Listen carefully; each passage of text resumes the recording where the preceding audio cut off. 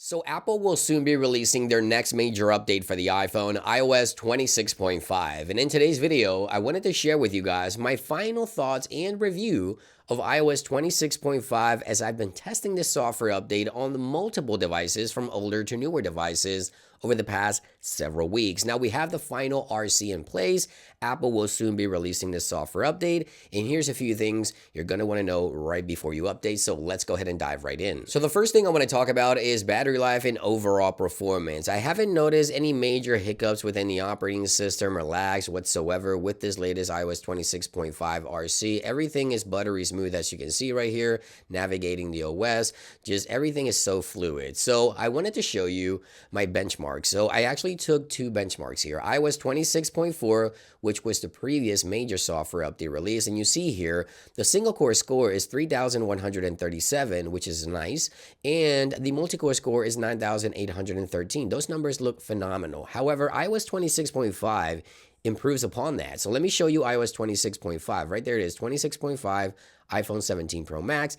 Look at the single core score. We see about 700 points boost on single core performance. So we have 3,842 versus 3,137. So a good 700 points boost on the single core performance, which is great news. And the multi-core performance also saw a slight boost here. Take a look, 9,979 points versus 9,813. And it definitely shows the performance in iOS 26.5. Again, buttery smooth. I haven't noticed any major hiccups or performance issues with this software update. Now, I want to talk about older devices and battery life in general. When it comes to battery life on newer devices, iOS 26.5 is running excellent. So you see here, if I go into my battery stats, you see there over 7 hours of on-screen time on the iPhone 17 Pro Max. Now, running iOS 26.4.2 on older devices like an iPhone 13, for example,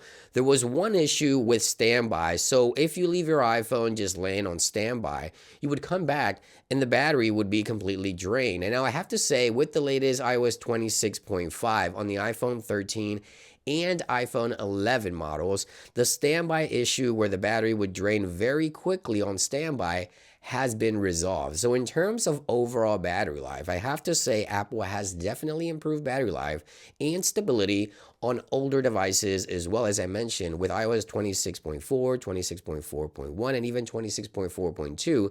Standby battery was horrible on older devices. I would come back the day later and the battery would be completely drained on some of these devices, and that's no longer the case with iOS 26.5. Overall, improvements in performance and battery life, which is obviously good news. Now, obviously, no software is ever perfect. There's one thing that I wish Apple will fix once and for all, and that is the keyboard on iPhones. Sometimes the dictionary and auto prediction is a little off on my iPhone running iOS 26.5. The only way I figured to fix this is by going into general, scrolling all the way down here in settings and go into transfer and reset iPhone, click on reset, and then resetting the keyboard dictionary. I've noticed that after doing that, the keyboard has improved quite a bit when typing quickly. Now, Apple did address this issue with iOS 26.4, I believe it was, but it's still lingering for some devices, including my iPhone 17 Pro Max. And again, by resetting the keyboard dictionary, for some reason, this fixes obviously the dictionary, the auto prediction, and the typing on iOS 26.5. So just a quick side note on that. And now, for those of you still having Bluetooth issues, I've noticed over on Reddit,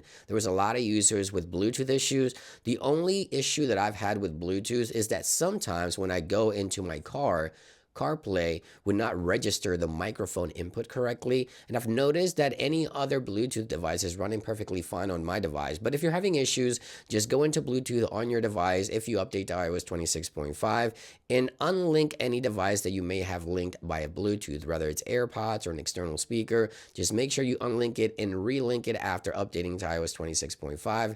And this appears to resolve most Bluetooth issues with third-party accessories or even AirPods and things of that nature. Just again, again, something else that I wanted to point out. Now, last but not least, I've noticed that some users are having this charging on hold prompt, so your iPhone may be getting warmer than expected. Now, running iOS 26.4.2, I've had this prompt several times. Now, with the latest iOS 26.5, I haven't had that prompt not once, so that's good news. No overheating. Overall performance seems to be just fine. Aside from the keyboard issues that I mentioned, overall the operating system is running as intended. Now, this update, iOS 26.5, also includes a lot of security patches. You see right there, security updates for the iPhone. So obviously, if you're still thinking about updating once Apple releases this new software update to the general public, that is going to be one of the main reasons to update security patches for iOS 26.5 on the iPhone. Which brings me to the last topic. When will Apple release this next update for iOS devices? Now, if history is any indication, this will most likely happen tomorrow on Monday, May 11th. And obviously, I'll keep you guys posted. Apple has yet to confirm the official release date for iOS 26.5, but my money is on tomorrow, Monday the 11th. Stay tuned here to the channel for more. Thank you for watching, and I'll see you guys on the next one. Peace.